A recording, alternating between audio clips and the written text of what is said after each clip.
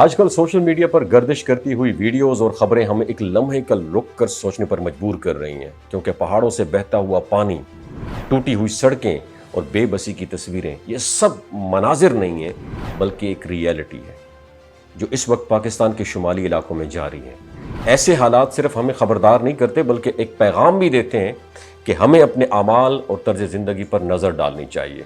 سکردو میں 2026 میں گلگت بلتستان، سکردو سوات، ناران کاغان روڈ اور آزاد کشمیر میں ہونے والا یہ شدید سیلاب اپنی نوعیت کے اعتبار سے غیر معمولی ہے، کیونکہ مسلسل بارشوں، گلیشیئرز کے تیزی سے پگھلنے اور موسمیاتی تبدیلی نے مل کر ایک ایسی صورتحال پیدا کر دی ہے جس نے زندگی کو مفلوج کر دیا ہے۔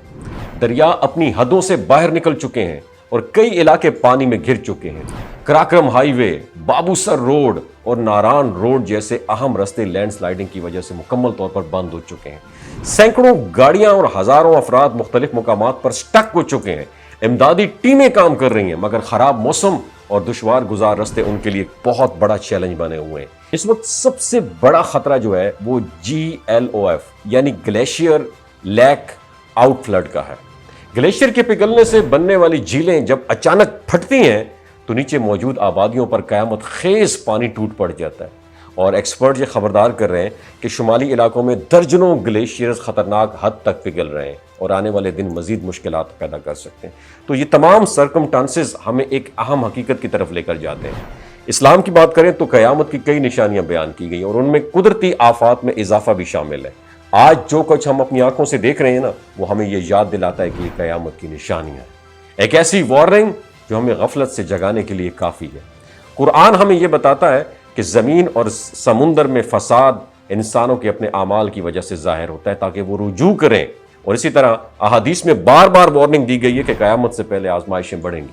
لیکن یہ سمجھنا ضروری ہے کہ ہر آفت کا مقصد صرف خوف پیدا کرنا نہیں بلکہ اصلاح کی دعوت دینا ہے۔ یہ قیامت کی نشانیاں ہمیں ڈرانے کے لیے نہیں، ہمیں سنبھالنے کے لیے، تاکہ ہم اللہ تعالیٰ کی طرف واپس لوٹ جائیں اور اپنی غلطیوں کو پہچانیں اور اپنی زندگیوں کو بہتر بنائیں۔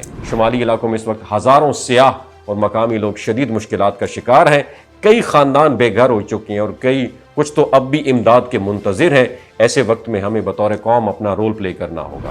اگر ہم وہاں پر موجود نہیں ہیں تو بھی ہمیں دعا، آگاہی اور مدد کے ذریعے اپنا حصہ ڈال سکتے ہیں۔ اگر آپ یا آپ کے عزیز ان علاقوں کا سفر کرنے کا ارادہ رکھتے ہیں تو فوری طور پر اسے ڈیلے کریں۔ یہ وقت جو ہے یہ انٹرٹینمنٹ کا نہیں، احتیاط اور رسپانسبلٹی کا ہے۔ ایک غلط فیصلہ آپ کی یا کسی اور کی زندگی کو خطرے میں ڈال سکتا ہے۔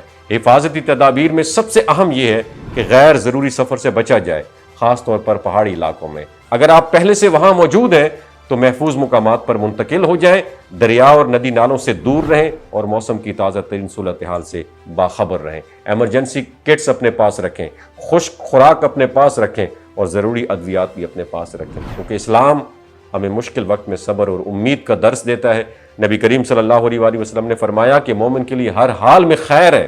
آج ہمیں صبر کے ساتھ عمل کی بھی ضرورت ہے، ایک دوسرے کو ہیلپ آؤٹ کریں، سچ کو پھیلائیں اور غلط معلومات سے بچیں۔ ہمیں یہ بھی سوچنا ہوگا ہمیں اپنے ماحول کے ساتھ کیا کر رہے ہیں، ہم کیا کر رہے ہیں؟ جنگلات کی کٹائیاں کر رہے ہیں، غیر منصوبہ بند تعمیرات کر رہے ہیں اور قدرتی نظام میں مداخلت ان آفات کی مزید خطرناک بنا رہی ہیں۔ اگر ہم نے اب بھی اصلاح نہ کی تو آنے والے وقت میں یہ حالات مزید شدت اختیار کر سکتے ہیں۔ یہ سب کچھ ہمارے لیے ایک وارننگ ہے، ایک قیامت کی نشانیاں ہیں، ایک ایسی وارننگ جو ہمیں جھنجھوڑنے کے لیے کافی ہیں۔ اب بھی وقت ہے ہم اپنے رب کی طرف لوٹ آئیں، اپنی زندگیوں کو سنواریں اور ایک بہتر معاشرہ بنانے کی کوشش کریں، اپنے پیاروں کو آگاہ کریں، مسترد معلومات آگے شیئر کریں اور ہم ممکن اختیار کریں۔ اللہ تعالی ہم سب کو اپنی حفاظت میں رکھے اور اس آزمائش کو ہمارے لیے آسان بنائے۔ وما علینا الا البلاغ المبین۔